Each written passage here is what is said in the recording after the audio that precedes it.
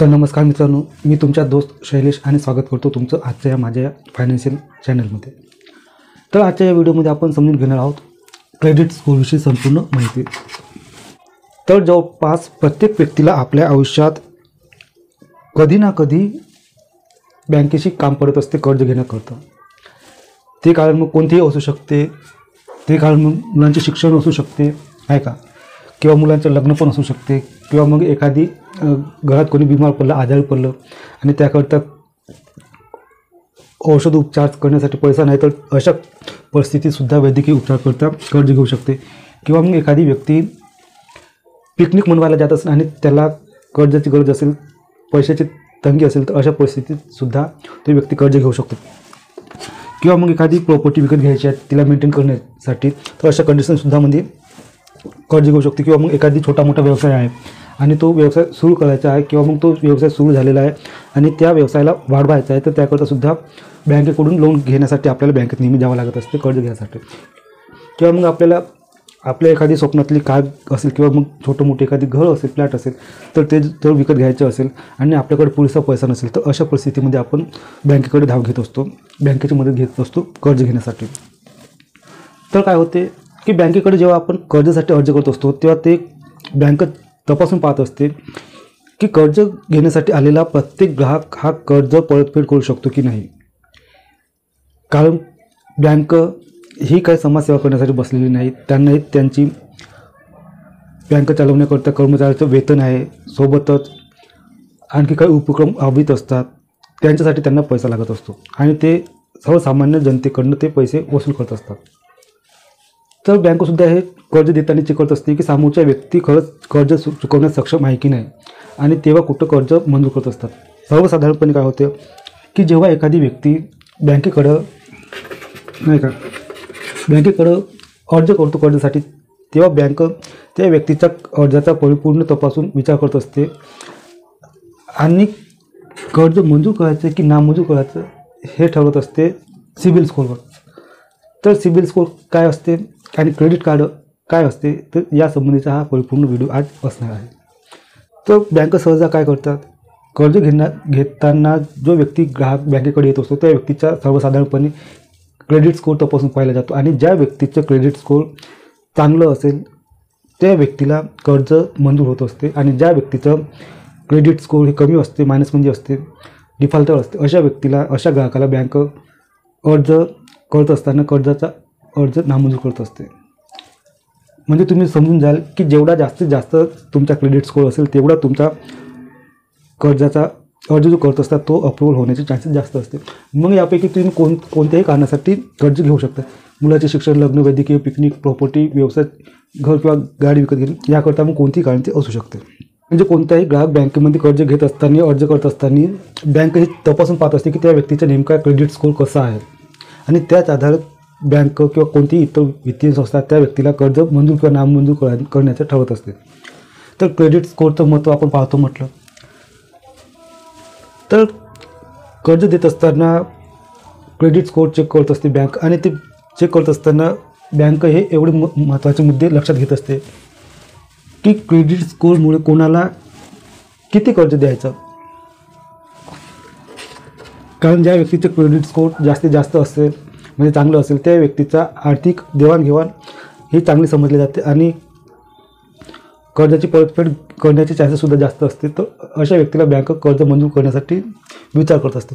त्यानंतर क्रेडिट स्कोरचं दुसरं महत्त्व असते, आणि ते म्हणजे की बँक हे विचारत असते की त्या व्यक्तीला, कर्ज घेणाऱ्या व्यक्तीला कर्ज द्यायचे की नाही। अर्ज तर केला आहे, पण क्रेडिट स्कोरवरून त्यांचं आर्थिक देवाणघेवाण कशी आहे, व्यवहार हे माहीत पडत असते, आणि त्याच्या आधारे कर्ज द्यायचे की नाही हे बँक ठरवत असते।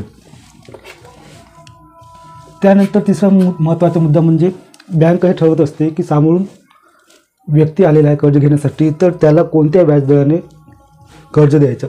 सर्वसाधारणपणे ज्या व्यक्तीचा क्रेडिट स्कोर कमी असतो त्या व्यक्तीला उच्च व्याजदराने बँक हे कर्ज देत असते, आणि ज्या व्यक्तीचा क्रेडिट स्कोर हा जास्त असते त्या व्यक्तीला कमी व्याजदराने बँक हे कर्ज देत असते।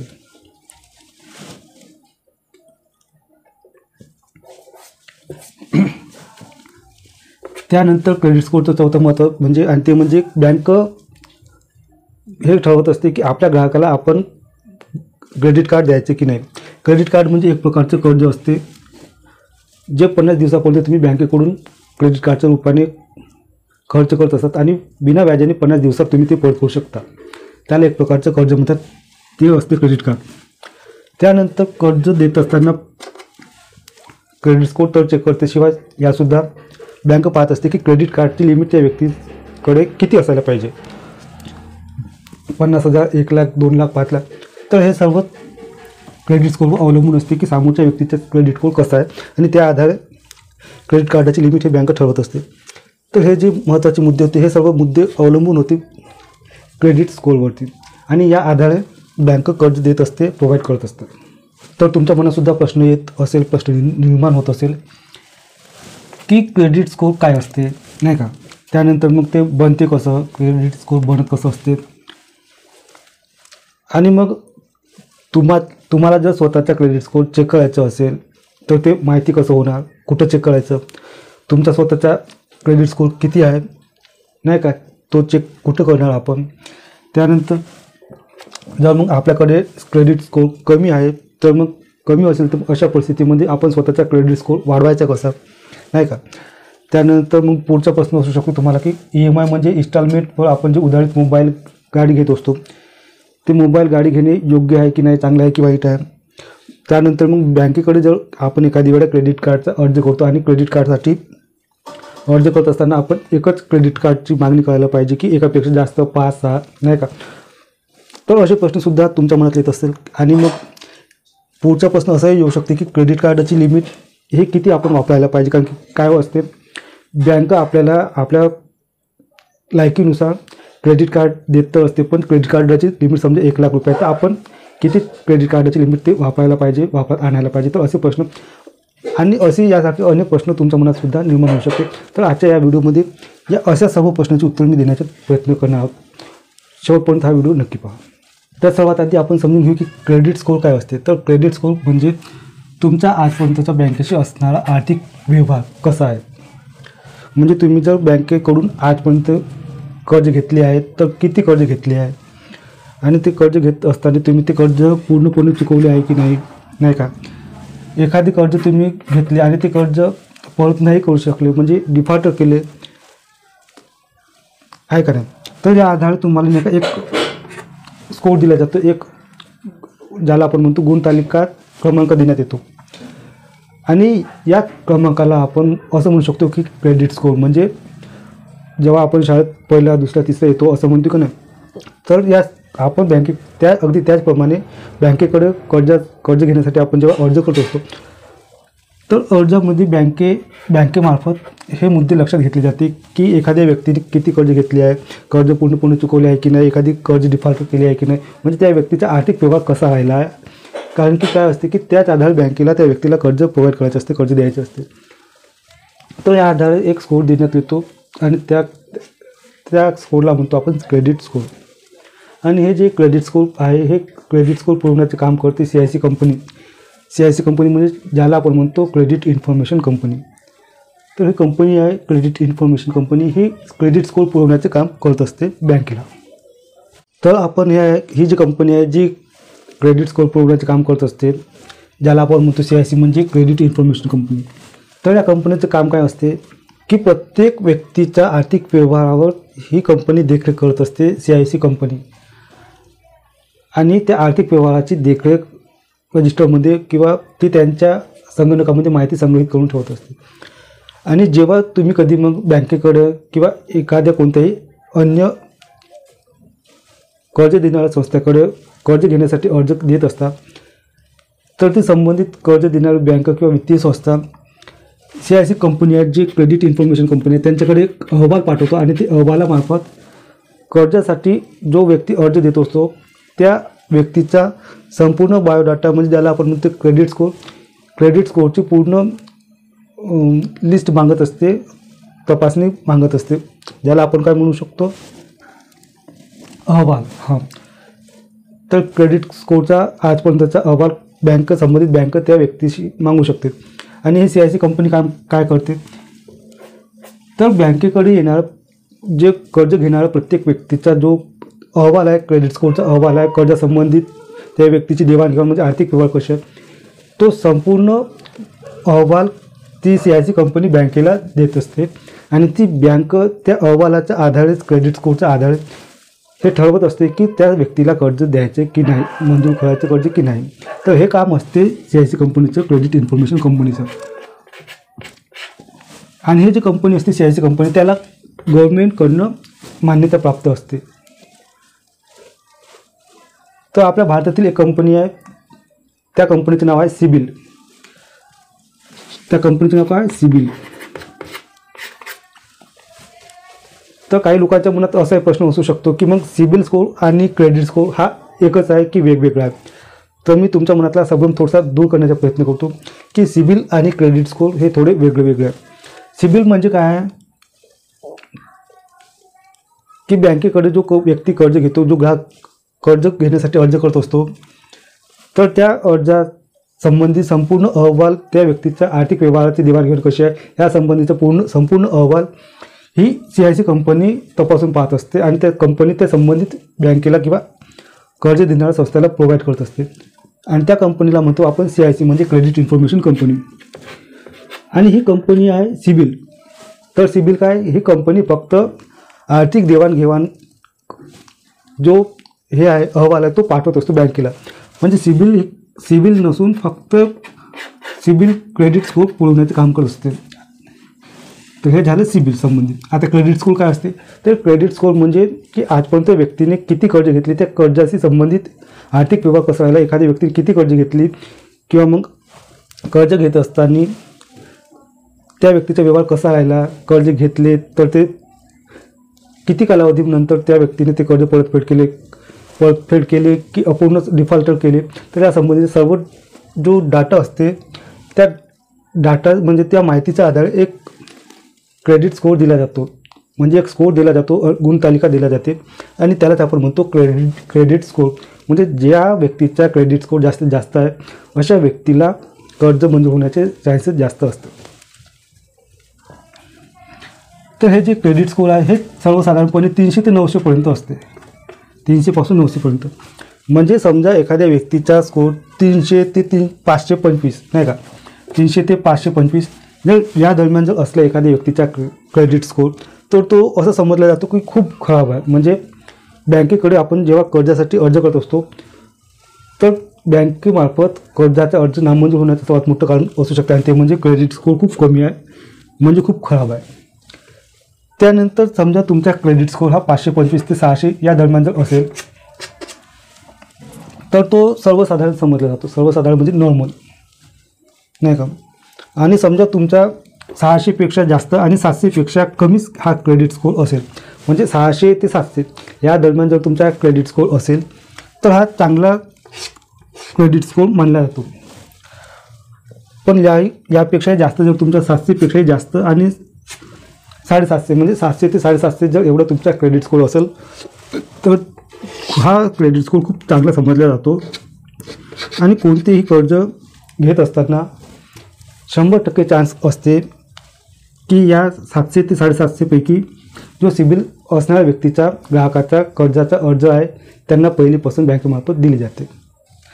आणि समजा जर तुमचा 750 ते 900 या दरम्यान जर क्रेडिट स्कोर असेल मग तर काही पाहायचं कामच नाही. तुम्ही डोळे बंद करून सुद्धा 100% कर्जासाठी पात्र आहात असे समजले जाते. म्हणजे जेवढे जास्तीत जास्त तुमचा क्रेडिट स्कोर असेल तेवढे चान्सेस जास्त वाढते तुमचे कर्ज घेण्यासाठी. मग कदाचित तुमच्या मनात एखादी प्रश्न निर्माण होऊ शकतो की मला माझ्या क्रेडिट स्कोर चेक करायचा आहे, तर तो मी चेक कशा पद्धतीने करू शकतो, कुठे चेक करू शकतो नाही का. कारण आपल्याला जोपर्यंत माहीत नाही की क्रेडिट स्कोर आपला किती आहे तोपर्यंत आपण कर्ज घेण्यासाठी पात्र आहोत की नाही हे सुद्धा लक्षात येत नाही. तर क्रेडिट स्कोर चेक करण्यासाठी सर्वात सोपी आणि फ्री अशी मी तुम्हाला एक माहिती देतो की आजकाल जर तुम्ही ऑनलाईन पेमेंट करत असाल तर फोनपे, गुगल पे नाही का, तर मी फोनपे यूज करतो म्हणून मी फोनपे नंबरने सांगतो तुम्हाला. तुम्ही तुमच्या मोबाईलमध्ये जर फोनपे ॲप्लिकेशन इन्स्टॉल केली असेल आणि तुम्ही जर ऑनलाईन पेमेंट करत असाल तर सर्वात आधी तुम्ही फोनपे या ऑप्शनवर क्लिक करा.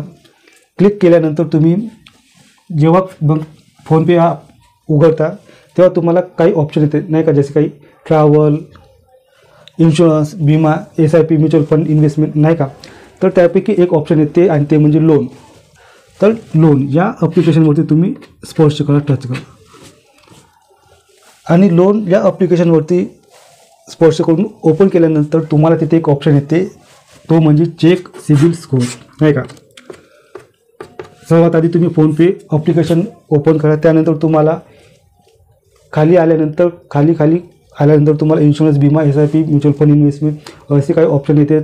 त्यापैकी तुम्ही एक लोन हा पहिल्या निवडल्यानंतर तुम्हाला चेक सिबिल स्कोर फ्री म्हणजे मुक्त म्हणजे फुकटमध्ये तुम्हाला सिबिल स्कोर चेक करता येते. तिथं सिबिल स्कोर चेक इथे डन केल्यानंतर स्पर्श केल्यानंतर तुम्हाला तिथे तुमच्या पॅन कार्डवरची जे माहिती आहे, तुमचं नाव नाही का, नाव, पॅन क्रमांक आणि जन्मतारीख, तर ही माहिती सर्व व्यवस्थित भरायची आहे आणि त्यानंतर क्लिक करायचं आहे. आणि असे जर ही प्रोसिजर केली तर तुम्हाला तुमचा सिबिल स्कोर किती आहे हे दिसून येईल त्या फोनपे ॲपमध्ये. तर हा एक ऑप्शन होता तुम्हाला तुमचा सिबिल स्कोर स्वतःच्या चेक करण्यासाठी मोफत असलेला हा सल्ला, म्हणजे बिना पैशाने सुद्धा तुम्ही चेक करू शकता. पण समजा तुम्ही ही सर्व प्रोसेस करून सुद्धा तुमचा सिबिल स्कोर मोबाईलमध्ये त्या फोनपे ॲप्लिकेशनमध्ये दाखवला नाही, तर मग काय कराल तुम्ही नाही का. याचा अर्थ असा होतो की तुमचा आजपर्यंतचा क्रेडिट स्कोर काहीही नाही, म्हणजे आजपर्यंत तुम्ही कर्ज घेतलं नाही आणि कर्ज फेडलंसुद्धा नाही, त्यामुळे तुमचा सिबिल स्कोर काही दाखवत नाही.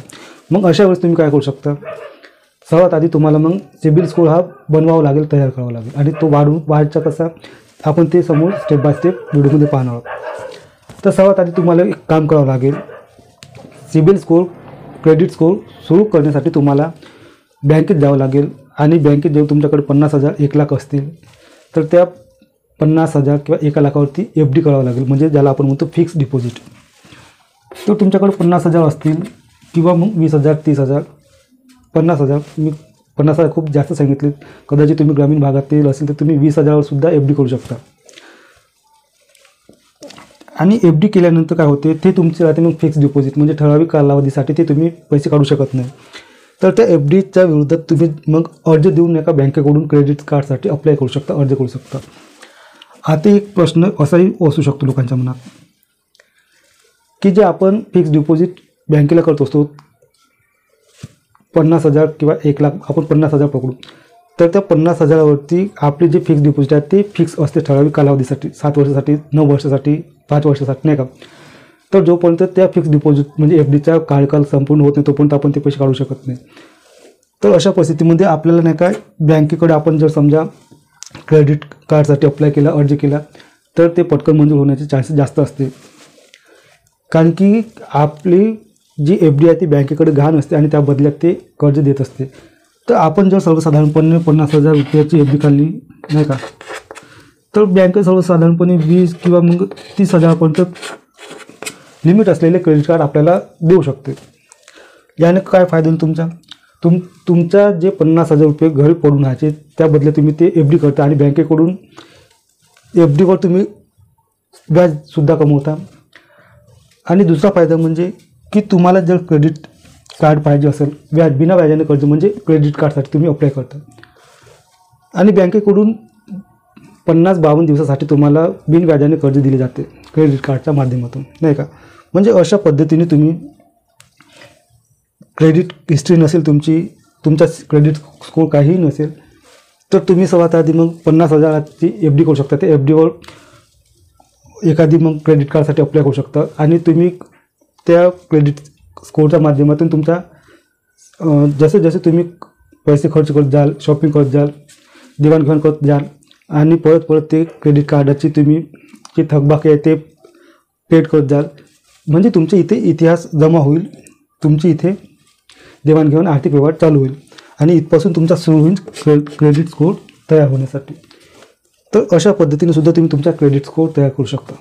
कधी कधी काय होते की वारंवार क्रेडिट स्कोर चेक करत असल्याने क्रेडिट स्कोर हा कमी होत असते का, तर असा प्रश्न, असा संभ्रम काही लोकांच्या मनात येऊ शकतो. तर हे खरंसुद्धा आहे आणि खोटंसुद्धा. तर काय होत असते की क्रेडिट स्कोअर चेक करण्याचे 2 प्रकार आहेत. एक म्हणजे सॉफ्ट चेक आणि दुसरा म्हणजे हार्ड चेक. तर सॉफ्ट चेक आणि हार्ड चेक या दोन्हीमधला फरक तुम्ही थोडा समजून घ्या, लक्षात घ्या. तर सॉफ्ट चेक म्हणजे काय असते की समजा मलाच माझ्याच आय डीवरून मला स्वतःचा क्रेडिट स्कोअर चेक करायचा आहे, तर त्याला म्हणतो आपण सॉफ्ट चेक. आणि तो असा कितीदाही चेक केला तर त्यावर आपला क्रेडिट स्कोअर हा काही कमी पडणार नाही, म्हणजे काही वाईट परिणाम दुष्परिणाम होणार नाही. पण त्याऐवजी जर तुमचा क्रेडिट स्कोअर किंवा माझाही क्रेडिट स्कोअर कंपनीने चेक केला, ज्याला आपण म्हणतो हार्ड चेक. तर हार्ड चेकमध्ये काय असते की जेव्हा मी किंवा माझ्यासारखेच अन्य काही लोक कर्ज घेण्यासाठी बँकेकडे जात असते, तर ते बँक त्या संबंधित व्यक्तीच्या संबंधित ग्राहकाचा क्रेडिट स्कोअर हा चेक करून पाहत असते. आणि बँक जेव्हा त्यांच्या आय डीवरून त्या ग्राहकाचे क्रेडिट स्कोअर चेक करत असतात आणि चेक केल्यानंतर त्या व्यक्तीला बँकेकडून अप्रुव्हल मिळालं, संमती मिळाली, कर्ज मंजूर झालं, तर ती चांगली गोष्ट आहे. पण समजा त्या व्यक्तीचा कर्ज नामंजूर झालं, कर्जासाठी जो अर्ज केला होता तो अर्ज बँकेने फेटाळून लावला, याचा अर्थ असा होतो की त्या व्यक्तीचा क्रेडिट स्कोअर खूप कमी होतो, डिफॉल्टर असू शकतो तो व्यक्ती. त्यामुळे क्रेडिट स्कोअर कमी असेल आणि याच कारणामुळे बँकेने कर्ज नामंजूर केलं. आणि अशा व्यक्तीचा जेव्हा कंपनीकडून किंवा जे फायनान्शियल कंपनी आहे, जी कर्ज पुरवणारी संस्था आहे, अशा कंपनीकडून किंवा स्वतःच्या आय डीवरून चेक केला जातो, तर अशा परिस्थितीमध्ये व्यक्तीचा त्या संबंधित ग्राहकाच्या क्रेडिट स्कोअरवर दुष्परिणाम होत असतो, कमी होत जातो. त्यामुळे लक्षात ठेवा, हे सॉफ्ट चेक आणि हार्ड चेक. सॉफ्ट चेक म्हणजे माणूस स्वतः आपला कितीदाही चेक करू शकतो, त्याला म्हणतो आपण सॉफ्ट चेक. पण हार्ड चेक जेव्हा बँक किंवा इतर कोणतीही वित्तीय संस्था कर्ज देत असताना त्या व्यक्तीचा क्रेडिट स्कोअर चेक करत असतो आणि मंजूर झालं तर चांगली गोष्ट आहे, आणि जर नामंजूर झाला तर तुमचा क्रेडिट स्कोअर आणखी कमी होऊ शकतो. तर हे पण लक्षात आले असेल. तर मग चांगल्या क्रेडिट स्कोअरचे फायदे बघू आपण. कारण की काय असते की क्रेडिट स्कोअर जेवढा चांगला तेवढे आपले कर्ज मंजूर होण्याचे चान्सेस जास्त असते, आणि जेवढा कमी असेल तेवढे आपले कर्जात नामंजूर होण्याची सुद्धा दाट शक्यता असते. तर चांगल्या क्रेडिट स्कोअरचे फायदे कोणते? तर आपण कोणत्याही बँकेमध्ये जेव्हा कर्ज प्रक्रियेसाठी अर्ज करतो, तर त्या अर्जाला बँकेकडून किंवा त्या संबंधित वित्तीय संस्थेकडून लवकर मंजुरी मिळत असते, परमिशन मिळत असते, अप्रूव्हल मिळत असते. त्यानंतर चांगल्या क्रेडिट स्कोअरचा दुसरा फायदा म्हणजे इतरांपेक्षा आपल्याला कमी व्याजदराने कर्ज मिळत असते, नाही का. समजा बँक ही दुसऱ्या ग्राहकाला 10% व्याजदराने कर्ज देत असेल, तर ज्या व्यक्तीचं क्रेडिट स्कोअर हे चांगलं आहे, नाही का, जवळपास 700 तर 850च्या दरम्यान किंवा 900, याचा अर्थ की तो व्यक्ती कर्जासंबंधी आर्थिक व्यवहार खूप चांगला आहे, आणि बँकसुद्धा लोकांकडनं कर्ज वसूल करूनच 2 पैसे कमवण्याचा उद्देश समोर ठेवून लोकांना कर्ज पुरवण्याचं काम ही बँक करत असते. तर अशा व्यक्तीला कमी व्याजदराने कर्ज हे बँक मंजूर करत असते. त्यानंतर तिसरा फायदा आहे की ज्या व्यक्तीचा क्रेडिट स्कोअर हा चांगला असतो, त्या व्यक्तीला क्रेडिट कार्डाला चांगली लिमिट मिळत असते. समजा एखाद्या सर्वसाधारण माणसाला क्रेडिट कार्डाची लिमिट 50,000 असेल, तर त्या व्यक्तीच्या तुलनेत ज्या व्यक्तीचे क्रेडिट स्कोअर चांगले आहे, उच्च आहे, तर त्या व्यक्तीला 1,00,000 रुपयापर्यंतची लिमिट क्रेडिट कार्डवर बँक देऊ शकते. त्यानंतर चांगल्या क्रेडिट स्कोअरचा फायदा आपण पाहू, आणि तो म्हणजे की कोणत्याही कर्जासाठी अर्ज करत असताना जे आहे प्रोसेसिंग फी म्हणू शकता तुम्ही, आणखी इतर काही शुल्क असतील, तर ते शुल्क त्या ज्या व्यक्तीकडे चांगलं क्रेडिट स्कोअर असते त्या व्यक्तीकडून खूप कमी लागत असते. पण या उलट जर एखादी डिफॉल्टर व्यक्ती जर कर्ज घेण्यासाठी अर्ज करत असेल, तर त्या व्यक्तीकडून बँक ही जास्तीत जास्त शुल्क आकारण्याचा प्रयत्न करत असते. तर हे काय फायदे होते चांगल्या क्रेडिट स्कोअरचे. तर क्रेडिट स्कोअर हे ढासळण्याची काही कारणे आहेत, कारण की ज्यामुळे क्रेडिट स्कोअर तुमचा कमी होत जातो. तर त्यापैकी पहिलं कारण आहे की लोन डिले म्हणजे तुम्ही जर यापूर्वी एखादी कर्ज घेतलं असेल बँकेकडून किंवा इतरही कोणत्या वित्तीय संस्थेकडून, आणि ते लोन भरताना तुम्ही जो कालावधी टाईम पिरियड दिलेला असतो तो बँकेमार्फत किंवा त्या वित्तीय संस्थेमार्फत, त्या व्यतिरिक्त सुद्धा तुम्ही टाईम डिले करत असाल, आणखी जास्त वेळ लावत असाल, तर अशा परिस्थितीत जो तुमचा क्रेडिट स्कोअर आहे तो कमी कमी होत जातो. त्यानंतर दुसरं कारण आहे तुमचा क्रेडिट स्कोअर ढासळण्याचं, आणि ते म्हणजे संपूर्ण क्रेडिट लिमिट वापरणे. मी यापूर्वी तुम्हाला 2 मिनिटं आधी सांगितलं आहे की तुमच्या क्रेडिट कार्डाची लिमिट जर समजा 1 लाख असेल आणि तुम्हाला 50,000 खर्च करायचे असेल, म्हणजे 50% तुम्हाला खर्च करायचे असेल, तर त्याऐवजी तुम्ही बँकेला अर्ज करून 1 लाखाच्या लिमिट वाढवून तुम्ही 2 लाख रुपयापर्यंतची लिमिट वाढवून मागू शकता बँकेला, आणि त्या 2 लाख रुपयाच्या लिमिटमधून तुम्ही 50,000 समजा खर्च केले, म्हणजे तुमची लिमिट किती होऊन जाईल ही खर्च करण्याची 25%. म्हणजे या पद्धतीने सुद्धा तुम्ही तुमची 25% क्रेडिट लिमिट वापरून सुद्धा तुम्ही तुमची क्रेडिट स्कोअर ढासळण्याची कारणे तुम्ही बदलवू शकता. म्हणजे ती वेळच नाही येणार ना तुमच्यावर.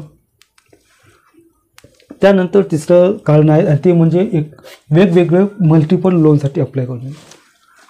काय होते, बँक एकदा दोनदा कर्ज मंजूर करत असते, पण तुम्ही वारंवार जर बँकेकडे कर्जासाठी अर्ज करत असाल तर हे खूप चुकीचे आहे. आणि त्यामुळे काय होते, बँक प्रत्येक व्यक्तीला लोन देत असताना क्रेडिट स्कोअर हा चेक करत असतो, आणि क्रेडिट स्कोअर जर चांगला असेल तर लोन अप्रूव्ह होतं, मंजूर होतं. परंतु क्रेडिट स्कोअर हा तुमचा डाऊन असेल, कमी असेल, तर तुम्हाला नामंजूर होते कर्ज हे नामंजूर होत असतं. त्यामुळे एक गोष्ट लक्षात ठेवा की तुमचा क्रेडिट स्कोअर चांगला असेल तर तुम्हाला 10 लोन असे सहज बँक देत असते. पण तुमची लायकी नसेल, तुमची क्रेडिट स्कोअर व्यवस्थित नसेल, तर तुम्ही 100 अर्ज करूनसुद्धा जो आधी तयार झालेला तुमचा क्रेडिट स्कोअर आहे तो सुद्धा तुम्ही खाली आणत आहात अशा मल्टिपल लोनसाठी अप्लाय करून. त्यामुळे आधी तुमचा क्रेडिट इतिहास कसा आहे ते चेक करा, आणि नंतर तुम्ही मग लोनसाठी अप्लाय करा. त्यानंतर क्रेडिट स्कोअर कमी होण्याचे, ढासळण्याचे कारण म्हणजे इनडायरेक्टली इंटरफेअर होणे, म्हणजे ज्याला आपण म्हणतो एखाद्या व्यक्तीचं आपण नकळत गॅरंटर बनून कर्जासाठी संमती देणे. होते की नाही असं? कारण आपण कधी कर्ज घेत नसतो, पण दुसऱ्याच्या कर्जासाठी आपण गॅरंटर म्हणून सही देत असतो. तर डिफॉल्टर तो व्यक्ती होतो, पण त्याची नुकसान भरपाई म्हणून आपलं नाव डॅमेज होत असते. म्हणून कोणत्याही कर्जासाठी गॅरंटर बनण्यापेक्षा 10 वेळा विचार करून बना, कारण की समोरच्या व्यक्तीने जर कर्ज डिफॉल्ट केले तर त्याचा दुष्परिणाम आपल्याला भोगावा लागत असतो. त्यानंतर 5वं कारण म्हणजे क्रेडिट स्कोअर ढासळण्याचं, ते म्हणजे कधी कधी काय होत असते की क्रेडिट कार्ड संबंधित कर्ज देणारी जे संस्था आहे, बँक आहे, ती आपल्या चार्जेसमध्ये कमी जास्त बदल करू शकते. समजा 100 रुपये वार्षिक चार्जेस असेल, शुल्क असेल, आणि कधी कधी तो 120 रुपये जर वाढवले, 20 रुपये वाढवले, तर आपण त्यांच्याशी वाद घालत बसतो. कशासाठी? फक्त 20 रुपयासाठी. पण ते 20 रुपये वाढत जर कधी 200 होणार हे तुम्हाला समजणारसुद्धा नाही. ते 200 रुपयाची ते गोष्ट सोडा, पण ते 200 रुपये तुमच्या क्रेडिट स्कोअरवर किती परिणाम होईल, तुमचा क्रेडिट स्कोअर किती खराब होईल हे तुम्हाला माहितीसुद्धा नसेल. म्हणून काय, ठीक आहे, एखाद्या कंपनीने चार्जेस वाढवले, तुम्ही ते पे करा, आणि पे केल्यानंतर भांडण करत बसा.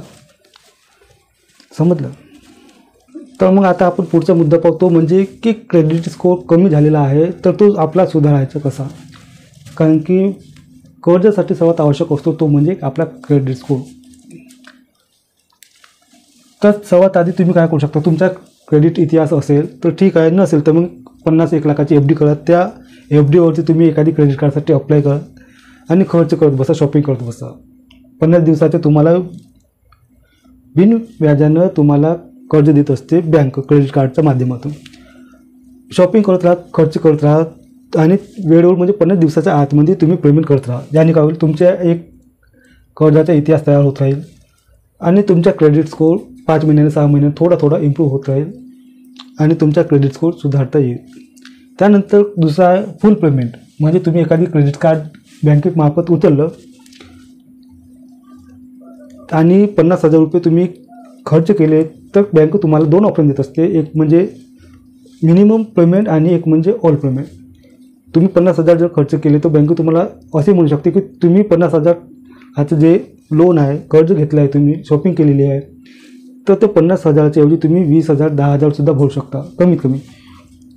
याचं याचा उद्देश असा असतो की जे शिल्लक राहिले 30,000 40,000 आहे त्यावरती बँक हे व्याज आकारत असते आणि ते असते जवळपास 30 ते 40, म्हणजे सर्वात जास्त व्याजदर असते ते असते क्रेडिट कार्डाचं.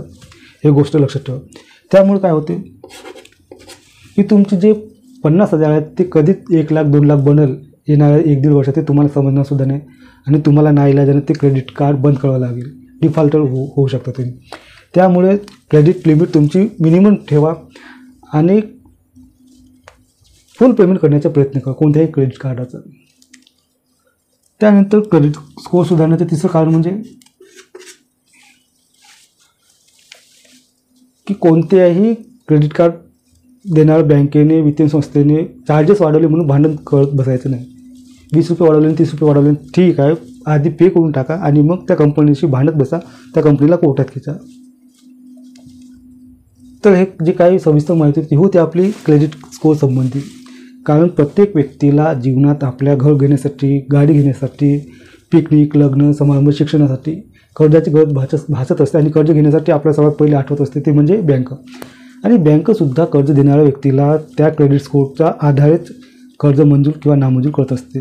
जेवढा जास्त त्या व्यक्तीचा क्रेडिट स्कोअर असतो तेवढंच जास्त दाट शक्यता असते कर्ज मंजूर होण्याचं. तर आजच्या या व्हिडिओमध्ये मी तुम्हाला सविस्तर माहिती दिली आहे क्रेडिट स्कोअर संबंधी. तुम्हाला हा व्हिडिओ कसा वाटला तुम्ही कमेंटमध्ये सांगा आणि पुढच्या आठवड्यात तुम्हाला कोणत्या विषयावरती व्हिडिओ पाहायला आवडणार आहे ते सुद्धा सांगा. आपण पुन्हा भेटूया अशाच एका नवीन व्हिडिओमध्ये. तोपर्यंत धन्यवाद. नमस्कार.